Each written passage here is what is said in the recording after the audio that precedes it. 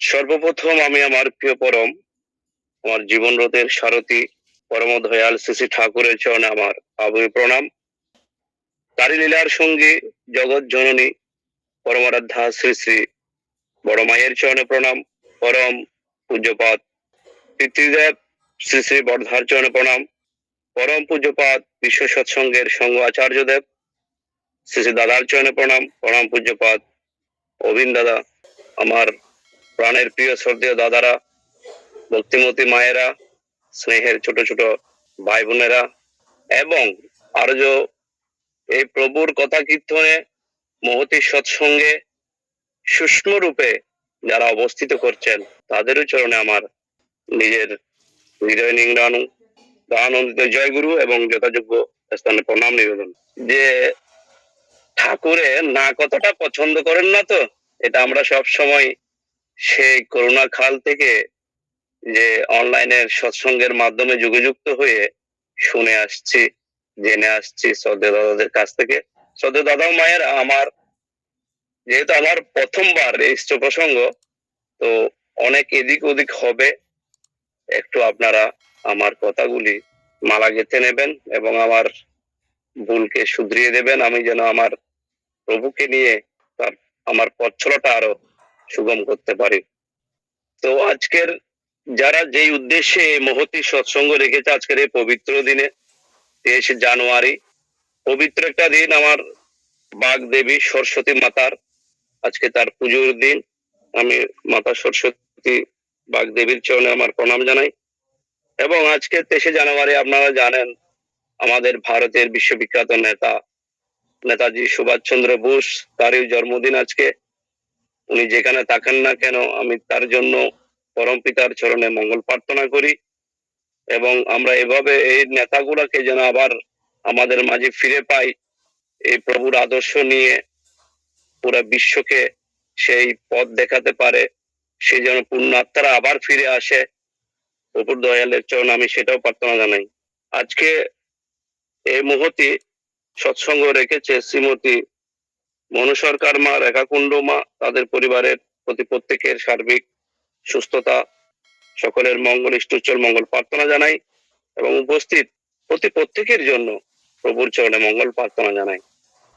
প্রভু এসেছেন, এবার আমরা হচ্ছে একটা কাঠের বিড়াল, তিনি কাঠের বিড়াল দিয়ে ইঁদুর শিকার করতে এসেছেন। তো তার কথা তো আসলে তিনি বলান, আমার এক বিন্দু মাত্র শক্তি নাই যে তার কথা বলা আপনাদের সামনে। এখানে যারাই উপস্থিত আছেন আমি জানি আপনারা প্রতি প্রত্যেক আমার থেকে 200 গুণ প্রভুর ভক্ত। আমি কিচ্ছুই করি না, কিচ্ছুই পালন করি না, তারপরও তিনি তাকে ধরে, যাকে হয়তো তার জন্য যার এতটুকু ভালোবাসা আছে, তাকে তিনি অযোগ্যকে যোগ্য করে তুলেন, পণ্ডিতকে মহাপণ্ডিত করে তুলেন, জ্ঞানীকে মহাজ্ঞানী করে তুলেন, ও মানুষকে মানুষ করেন, মানুষকে দেবতা করেন। তাই তিনি ধরাধামে আসেন তার সন্তানদেরকে রক্ষা করার জন্য, তার সৃষ্টিকুলকে রক্ষা করার জন্য। তো তিনি দয়া করে আপনাদের ভক্তদের সঙ্গ করে যতটুকু আমি আমার জীবনে প্রভুকে নিয়ে পথ চলার মধ্যে অনুভব করেছি সেটুকুই বলার চেষ্টা করছি। কারণ আমাদের আচার্য দেবও বলেন, আমরা তাকে নিয়ে চলার পথে যে অনুভূতি কি হয়েছে আমার, তা যেন আমরা মানুষের কাছে বলি, তাহলে তো মানুষ জানবে, মানুষের হয়তো কারো না কারো কিছু এতটুকু উপকার হতে পারে। আরেকটি কথা প্রভুর আমার মনে পড়ে যে তিনি বলতেন সব সময়, মানে কোন একটা বিষয়ের কারণে ক্ষেত্রে মাতা মনমোহিনী দেবীর একটি কথা উনি বলতেন। মাতা মনমোহিনী দেবী বলতেন, যেখানে দেখিবে ছাই উড়াইয়া দেখো তাই, পাইলেও পাইতে পারো অমূল্য রতন। অর্থাৎ তার সৃষ্টি জগতে কে অপান্তেয় নয়, আমি খুব তুচ্ছ একজন ব্যক্তি, কোনো কিছুই তার করি না, তারপরও তিনি আমাকে দিয়ে তার কথা বলাচ্ছেন। হয়তো আমার মাধ্যম দিয়ে কারো মঙ্গল উনি নিহিত রেখেছেন। তাই কি বলবো, আমি যে ঠাকুরকে ধরে, যেটা আমার আচার্য পরম্পরা আমার অনুভূতি স্বপ্নের মাধ্যমে এই একটি আপনাদের সামনে তুলে ধরছি। আপনারা জানেন আমি দুবাইতে থাকি, আমার বাড়ি বাংলাদেশ চট্টগ্রামে। দীর্ঘ যাবৎ এই দুবাই প্রবাসে সাথে তার সাথে যুগযুক্ত। কখন থেকে মানে একটু তার প্রতি ভক্তি বিশ্বাস জেগেছিল আমার। 10 বছর আগে আমার একটা অ্যাক্সিডেন্ট হয়। সেই অ্যাক্সিডেন্টে আমার যে গাড়িটি ছিল সম্পূর্ণ ড্যামেজ হয়ে যায়।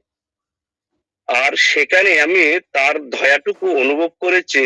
আমার তেমন কোনো ক্ষতি হলো না, শুধু আমার হাতে একটু করে কেটে গেছিল মাত্র। আর অথচ ওই গাড়িটি এই দেশের আইন অনুযায়ী সম্পূর্ণ ক্যান্সেল হয়ে গেছে, কারণ এটা ছাড়টা যেটা ছিল এটা পুরো ব্যান্ড হয়ে গেছিল সম্পূর্ণ। তখন থেকেই তার দয়া আমি আমার জীবনে অনুভব করেছি। তো সেই সময় আমাদের কোম্পানির একজন ম্যানেজার বলছেন, আমাদের জীবনে এই ধরনের ঘটনাগুলি ঘটে যখন আমরা তার থেকে দূরে সরে যাই, তবু স্মরণ করিয়ে দিতে চান যে তিনি আছেন। সত্যি আমরা যখন বৃত্তি প্রবৃত্তির চালে চলি, তাকে ভুলে যাই, তখন তিনি আমাদের বিবেকের দরজায় যেন একটু ঠক্কর দেন, যেন তার কথা একটু ভাবি, তিনি যে আছেন তাকে নিয়ে চলতে পারি। সেই থেকে ভেবেছি না, আমার যে বৃত্তি প্রবৃত্তি মার্গে চলা, প্রভু আছেন সাথে, তাকে জানতে হবে। তার যে দীক্ষা গ্রহণ করেছি, তিনি দয়া করে তার আচার্য পরম্পরা রেখে গেছেন, এবং আচার্য পরম্পরা যে আচার্য নির্দেশ, কাকে অনুসরণ করে আমরা সৎসঙ্গীরা চলবো, তাও তিনি দয়া করে আমাকে স্বপ্নের মাধ্যমে দর্শন দিয়ে গেছেন। ভাবতাম, অনেকে লোকেরা বলতো যে আচ্ছা ঠাকুর ভগবান উনি পুরুষোত্তম, ঠিক আছে, কিন্তু যুগে যুগে যতগুলি পুরুষোত্তম এসেছেন, ভগবান এসেছেন, সাথে তো আর কারো ওনার সন্তানদেরকে কেউ পূজা করেন না, রাখেন না। তোমরা দেখি ওনার সন্তানদেরকে রাখছো, পাশে পূজা করছো। সত্যি এগুলো আসলে একটা অজ্ঞানতা, মূর্খতা। কারণ আমিও তখন সেই অজ্ঞানতার ঘুরেছিলাম। আমি ভাবতাম সত্যি তো তাই, ঠাকুর পুরুষোত্তম ভগবান, ঠিক আছে, ওনার সন্তানকে কেন ওখানে রাখা হবে? এই ধরনের একটা অজ্ঞানতা, মূর্খতা আমার ভিতরেও ছিল।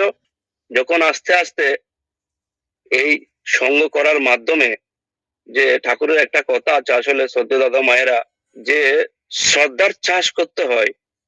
আর ওই শ্রদ্ধার চাষ হবে কিভাবে? সংঘাত সংজ্ঞায়িত শ্রদ্ধা, অর্থাৎ আমাকে সঙ্গ করতে হবে।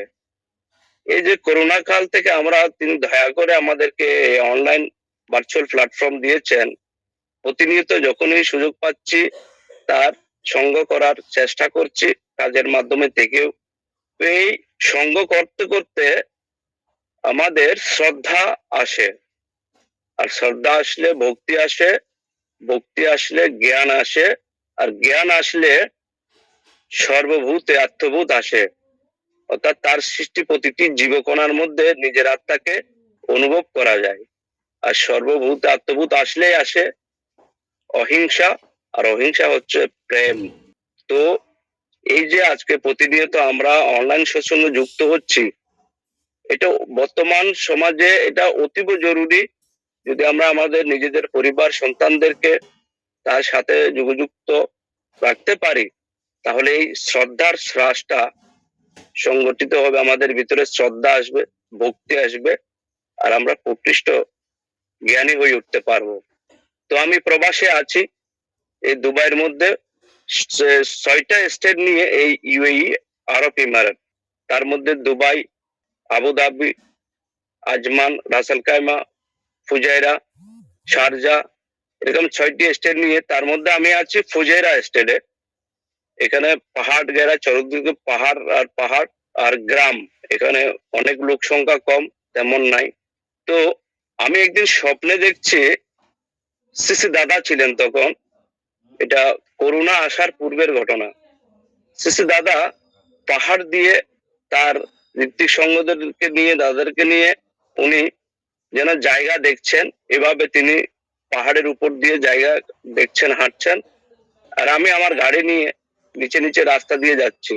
এই স্বপ্নটা দর্শন পাওয়ার পরে আমার কাছে শারজার এক স্বস্তিনী গুরু ভাইয়ের ফোন আসে এর কিছুদিন পরেই। উনি বলেন যে দাদা, সিসি দাদার আশীর্বাদ হয়েছে, আপনাদের ফজিরাতে একটা প্রার্থনালয় করতে হবে। তো তখন গুরু ভাইয়ের মধ্যে আমি আর আমার মেজদা প্রণব দা, তেমন কারো এখানে চেনা পরিচিত নাই। এখন সিসি দাদার আশীর্বাদ হয়েছে এখানে প্রার্থনা করার, তো সেইটা মাথায় আছে। আর ওই দাদাটাকে বললাম আচ্ছা দাদা ঠিক আছে, চেষ্টা করছি। পরে করোনা এসে গেল। করোনা এসে গেল, আমরা অনলাইনে সৎসঙ্গ করছি। আর এই করোনাতে থেকে আমরা কিভাবে উদ্ধার পাবো, মুক্তি পাবো, আমাদের তখন জোপাত শ্রী আচার্য দেবের কাছে নিবেদন করা হলো। শ্রী দাদা বললেন যত সৎসঙ্গীরা আছো প্রত্যেককে বলে দাও কমের মধ্যে 45 মিনিট নাম ধ্যান করার জন্য।